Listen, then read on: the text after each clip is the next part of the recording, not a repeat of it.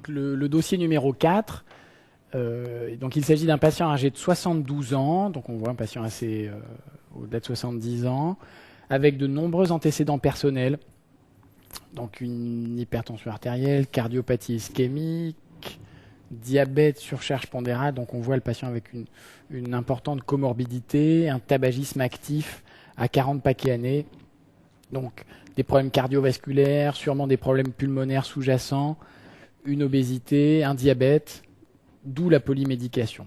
Bon.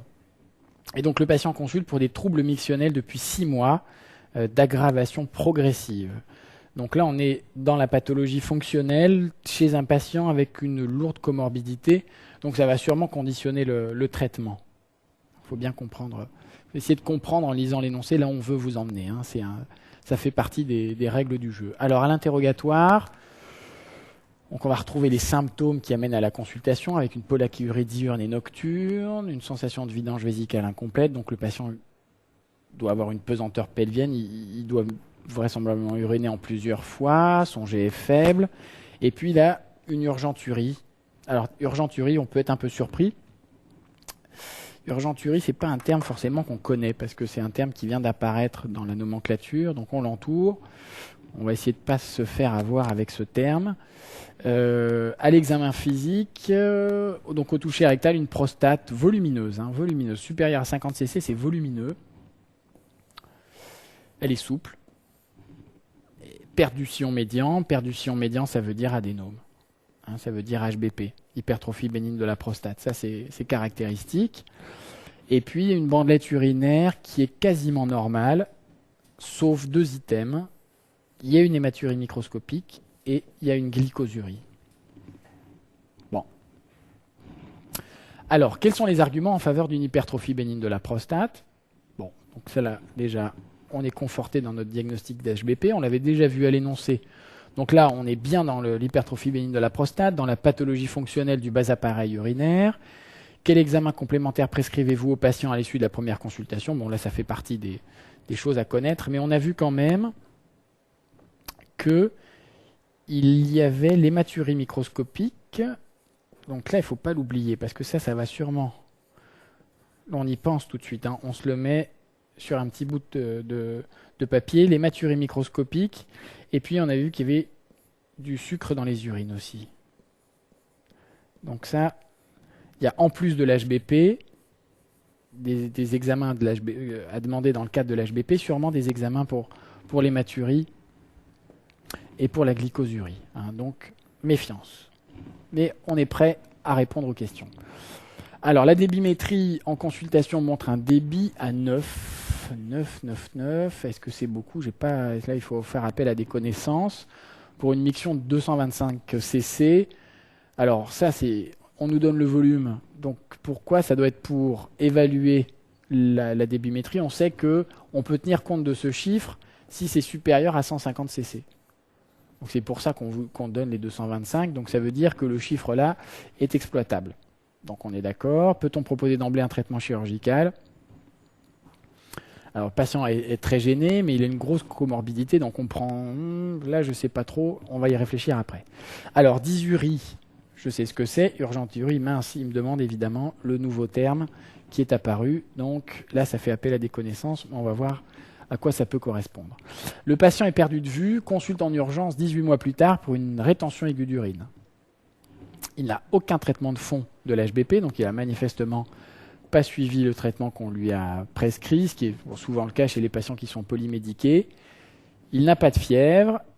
Un cathétérisme urétral permanent est réalisé. Alors là, c'est un terme un petit peu barbare que l'on voit apparaître. On se dit, mince, qu'est-ce que c'est que ce terme, cathétérisme urétral permanent? C'est vrai que d'habitude, on utilise plutôt la terminologie sondage vésical, mais c'est vrai que le vocabulaire approprié, c'est celui-là. Et puis, on évacue 700 cc d'urine. Quelle est l'autre modalité de drainage vésical? Donc là, on me demande une autre modalité de drainage vésical et de préciser ses contre-indications. Bon, ça, c'est des questions qui sont assez pratiques. Quel traitement médical de la rétention aiguë d'urine peut-on proposer? D'accord. Alors là, le traitement médical, ça, j'ai dû apprendre quelque chose là-dessus. Ça va doit aller. Et puis 24 heures après le cathétérisme urétral, le patient a des épisodes confusionnels. Alors il a 72 ans. 72 ans, il est confus et il a uriné 5 litres. Bon, là c'est pareil, il n'y a pas besoin d'avoir fait beaucoup d'années de médecine pour savoir que ça fait beaucoup. Quel est votre diagnostic? D'accord. Bon, alors, on commence à lire. Donc on voit bien, avant de se précipiter sur les réponses, un patient qui vient pour des troubles mictionnels en rapport avec une hypertrophie bénigne de la prostate, avec une comorbidité et qui va poser des problèmes thérapeutiques. Alors, quels sont les arguments en faveur d'une hypertrophie bénigne de la prostate? Alors, les arguments, qu'est-ce qu'on peut dire? Alors évidemment, il y a l'argument de fréquence. Ça, on y pense tout de suite. L'argument de fréquence, on sait que les troubles mictionnels chez les patients de plus de 50 ans, ça doit être 80% de la population. Donc, et l'hypertrophie bénigne de la prostate est très présente. Donc ça, l'argument de fréquence, on y pense tout de suite en mettant le terrain, l'homme âgé de plus de 50 ans. Ça va de pair. Donc on ne perd pas de points là-dessus. Et puis le patient, donc dans l'énoncé, on a vu qu'il avait des troubles mictionnels. Alors là, c'est pareil, il faut toujours essayer de retranscrire dans le jargon urologique, en utilisant la bonne terminologie, ce que l'on a vu dans l'énoncé. Il ne faut pas paraphraser. Donc on a des troubles mictionnels obstructifs, c'est la mauvaise vidange vésicale, c'est le G faible, c'est la pollakiurie. Donc les mots-clés, c'est troubles mictionnels obstructifs, par opposition aux troubles mictionnels irritatifs, que sont donc l'urgenturie et la pollakiurie. On voit que la pollakiurie, elle apparaît deux fois, on va voir pourquoi. L'hypertrophie prostatique au toucher rectal est quand même assez typique. La perte du sillon médian, on l'avait noté quand on avait lu l'énoncé, c'est caractéristique. Et puis on sait qu'une prostate, ça a quand même un volume bien inférieur à 50 cc lorsqu'elle est normale. Alors, on l'a vu, la pollakiurie est un signe qui peut être irritatif et qui signe une hyperactivité vésicale. Hyperactivité vésicale, c'est une vessie qui va jouer son rôle de réservoir, mais qui va entraîner des mictions de façon répétée. Et donc entraîner une pollakiurie. Ça peut se rencontrer dans le cadre de l'HBP. S'il existe un lobe médian, le lobe médian venant irriter le trigone, et donc on peut avoir une hyperactivité vésicale et une pollakiurie. Mais la pollakiurie peut également constituer un signe obstructif, puisque s'il existe un résidu post-mictionnel, eh bien la vessie va donc se remplir plus rapidement. Elle ne part pas de 0, mais de 150 ou 200 cc, et donc par conséquent, les mictions vont être plus fréquentes parce que la vessie se remplit plus rapidement. Alors, la prostate normale au toucher rectal, toujours difficile à apprécier. On va plutôt parler de prostate d'homme jeune. Une prostate d'un homme jeune, elle a un volume inférieur à 15 cc. Donc là, dans le cas présent, on voit que c'est supérieur à 50 cc, donc c'est plus de 3 fois la normale. Donc on est vraiment dans le cadre de l'hypertrophie bénigne de la prostate. Une prostate est souple, donc quand elle est hypertrophiée, elle garde sa souplesse. Et puis, on a un sillon médian qui est palpable. Vous vous rappelez, lors du dossier sur le cancer de la prostate, on a toujours cette image de la prostate en forme de cœur. Et puis, donc, il faut imaginer ce sillon entre les deux lobes de la prostate. Ce sillon est palpable au toucher rectal. Donc, il faut garder cette notion de sillon sur une prostate normale qui disparaît lorsqu'elle s'hypertrophie. Alors, le volume prostatique est difficile à évaluer. Ça, c'est quelque chose une notion qui est importante à connaître. Il est difficile à évaluer et donc, par conséquent, si on doit choisir un traitement chirurgical par la suite, c'est toujours difficile de choisir la technique la plus adaptée au volume prostatique. Il est difficile à évaluer en clinique.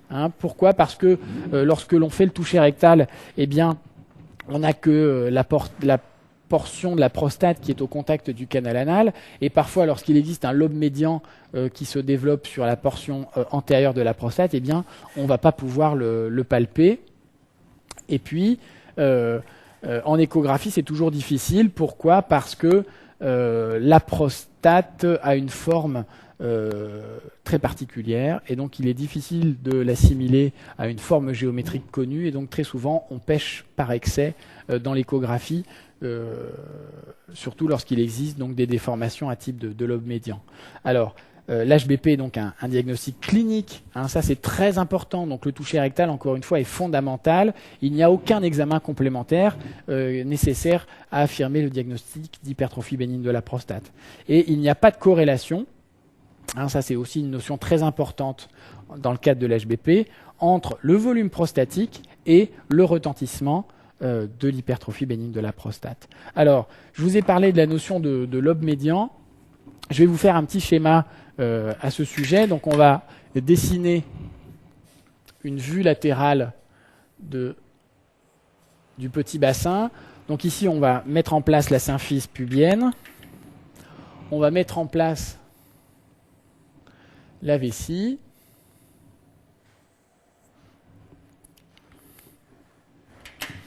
Je mets en bleu la prostate.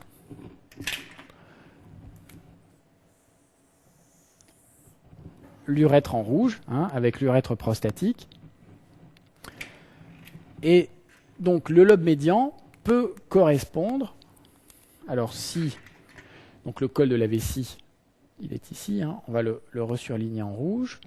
Donc on imagine que les méas urétéraux et le trigone sont par ici. Hein, si on fait une vue de 3/4, eh bien, le lobe médian, c'est une portion médiane de la prostate qui va se développer et qui peut venir donc en arrière, comprimer le trigone. Et donc on voit bien que lorsqu'on fait, donc ici, on va mettre en place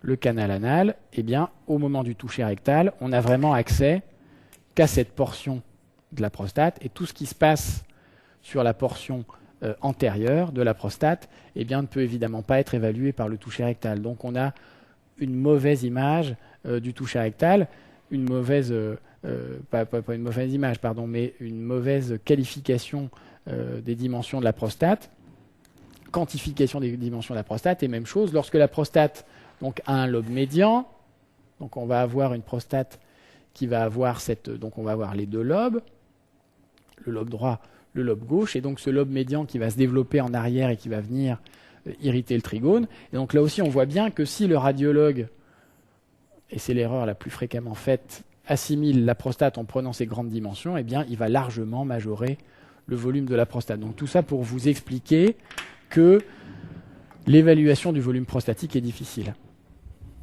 Alors,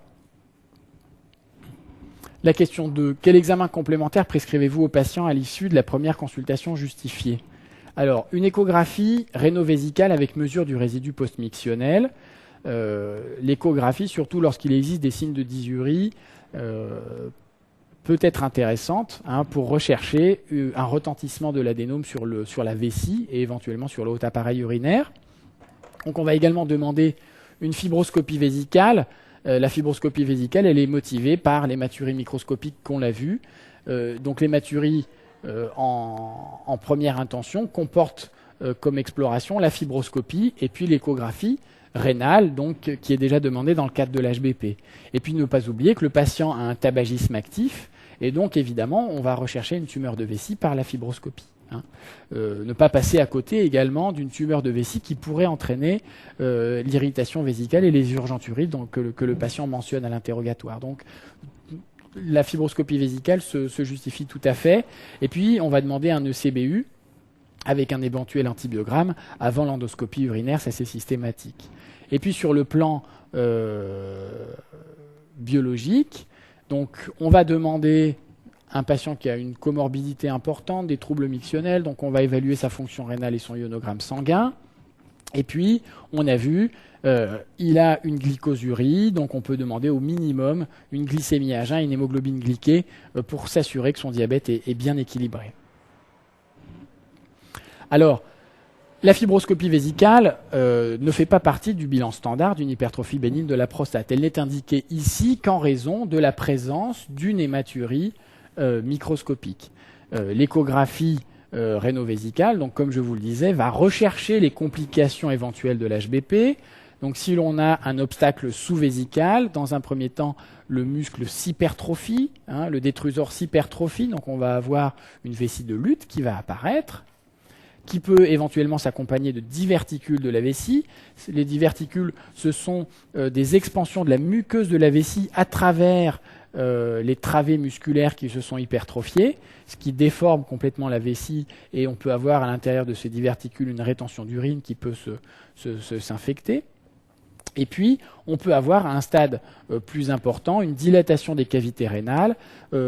Pourquoi en général? Parce que les uretères sont pris à l'intérieur de l'hypertrophie détrusorienne dans leur trajet intramural, et donc il peut y avoir un retentissement sur le haut appareil, ou au contraire, la vessie peut se laisser complètement distante après cette phase de lutte, et la vessie se distend, et le haut appareil, la distension du haut appareil suit. Donc la débimétrie réalisée en consultation, donc on a déjà vu, ça on l'avait noté, on a une miction de 225 cc, donc on peut analyser la débimétrie. 9 ml par seconde, ça n'est pas très élevé. Quel traitement proposez-vous dans l'immédiat? Peut-on proposer d'emblée un traitement chirurgical? Alors, non, on ne peut pas proposer un traitement chirurgical. Le traitement chirurgical, il n'est indiqué d'emblée que lorsqu'il existe une complication, ce qui n'est pas le cas ici. Alors, on va proposer évidemment un traitement médical qui va être essentiellement un traitement médicamenteux. Le traitement médicamenteux de l'hypertrophie bénigne de la prostate fait appel à 3 classes médicamenteuses qui sont les plantes, la phytothérapie, les alpha-bloquants et les inhibiteurs de la 5-alpha réductase. Donc, à l'heure actuelle, les médicaments qui ont la plus grande efficacité sont les alpha-bloquants et les inhibiteurs de la 5-alpha réductase. On peut les associer, surtout chez ce patient pour lequel on va essayer de se donner le maximum de chances pour éviter un traitement chirurgical du fait de sa morbidité importante. Donc on peut tout à fait associer chez lui un traitement alpha-bloquant et un inhibiteur de la 5-alpha réductase. Alors, la bithérapie est autorisée dans l'HBP. Hein. Alors, c'est vrai que ça, c'est variable dans le temps, je dirais, parce qu'il y a 10 ans, la bithérapie était contre-indiquée dans les références médicales opposables. Maintenant, elle est à nouveau autorisée parce que des études ont montré son efficacité. Et lorsque l'on parle de bithérapie, on parle d'association entre un alpha-bloquant et un inhibiteur de la 5-alpha réductase, comme c'est le cas chez ce patient, c'est ce qu'on lui a proposé. Le volume prostatique est supérieur à 50 cc, c'est pour ça que l'on peut associer un inhibiteur de la 5-alpha réductase, puisque les inhibiteurs de la 5-alpha réductase ont pour effet de faire diminuer le volume prostatique en inhibant la transformation de testostérone en dihydrotestostérone et jouent sur donc inévitablement la sécrétion du PSA. Et donc on peut avoir, et ça c'est le biais que l'on doit connaître en utilisant ces médicaments, c'est que l'on peut avoir une diminution artificielle du PSA, ce qui peut masquer des élévations pathologiques. Donc on doit manier ces médicaments avec précaution.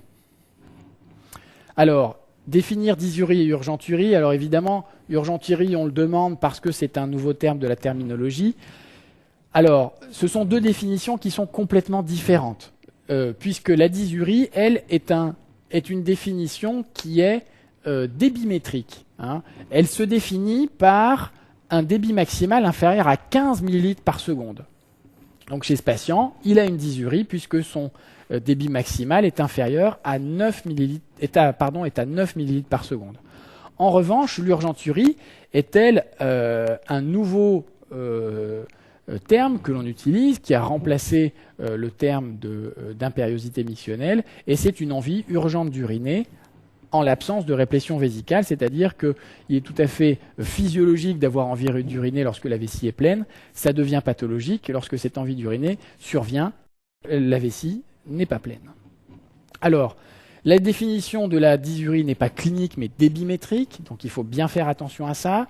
Très souvent, le patient commence à avoir conscience de ses symptômes lorsque le débit maximal est inférieur à 10 ml par seconde, ce qui est le cas chez ce patient, très souvent entre 10 et 15. Il existe une dysurie débimétrique, mais elle n'est la plupart du temps pas clinique.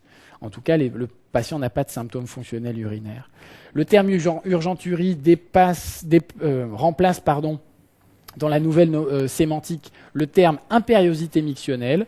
Et c'est vrai qu'on comprend urgenturie. C'est vrai que si l'on est un petit peu désarçonné par ce nouveau terme, un petit peu de bon sens nous fait comprendre que dedans, il y a urgent, il y a uri. Donc manifestement, c'est des envies urgentes d'uriner. Donc on peut tout à fait s'en sortir si on ne connaît pas vraiment ce terme. Et c'est pour cela qu'il a été utilisé en remplacement d'impériosité mictionnelle qui paraissait un petit peu inapproprié.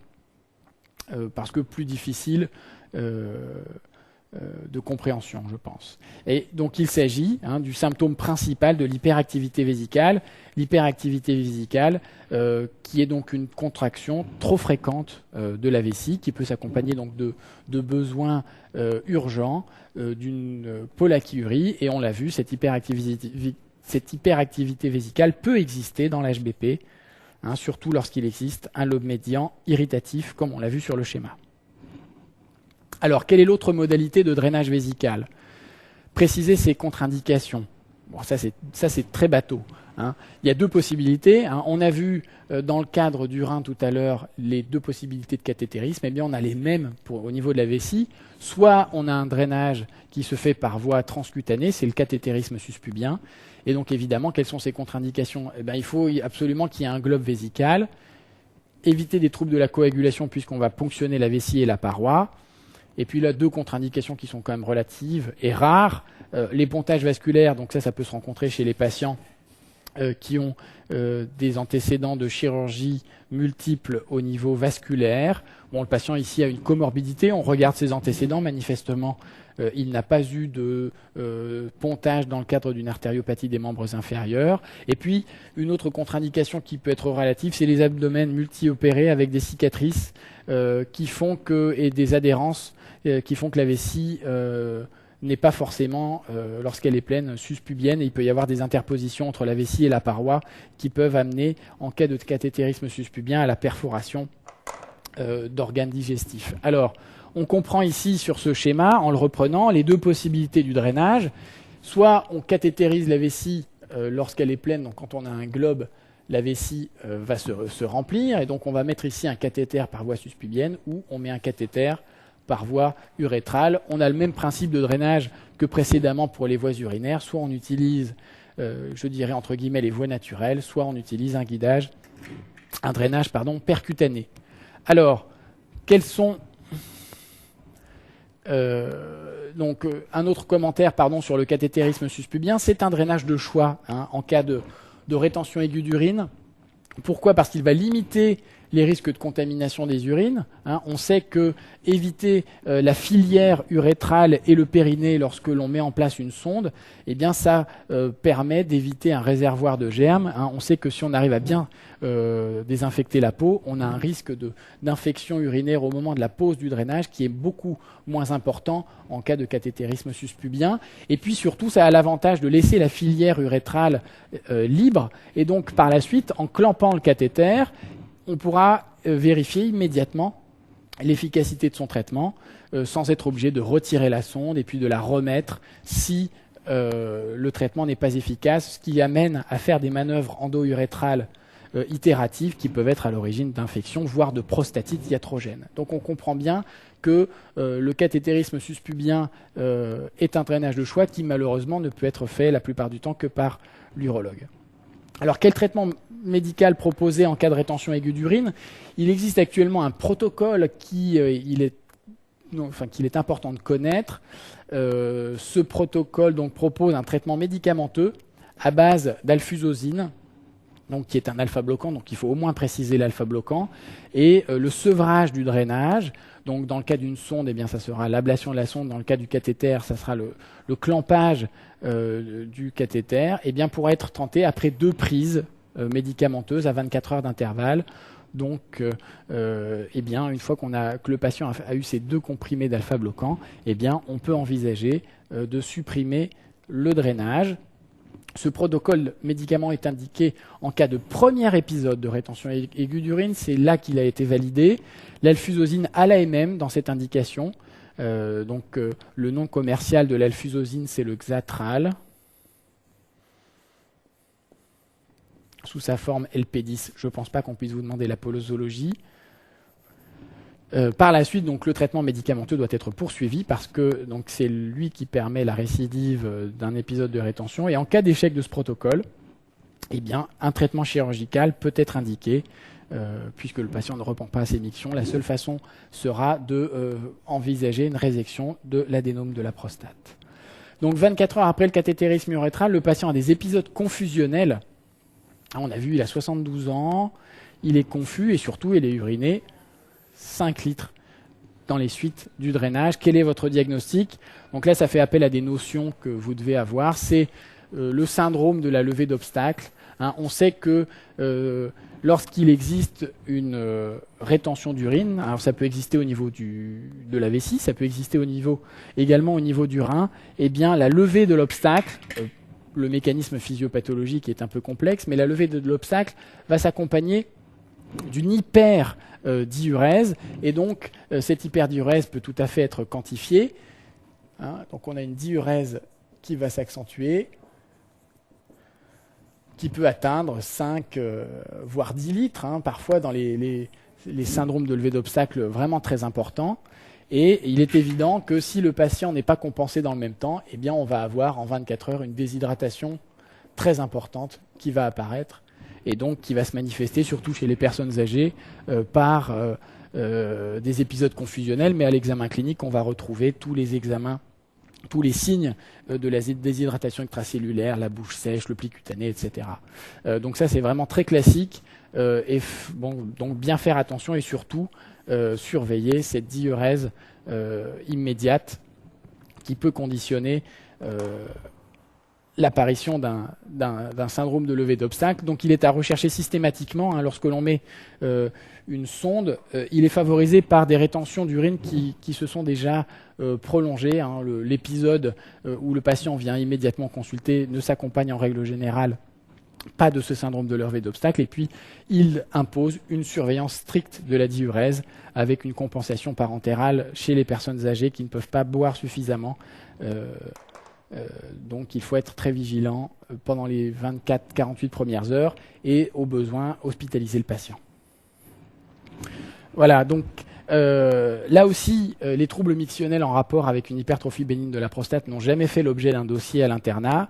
Compte tenu de leur fréquence, il me paraît indispensable d'avoir ces notions sur la prise en charge de l'hypertrophie bénigne de la prostate. Je vous remercie.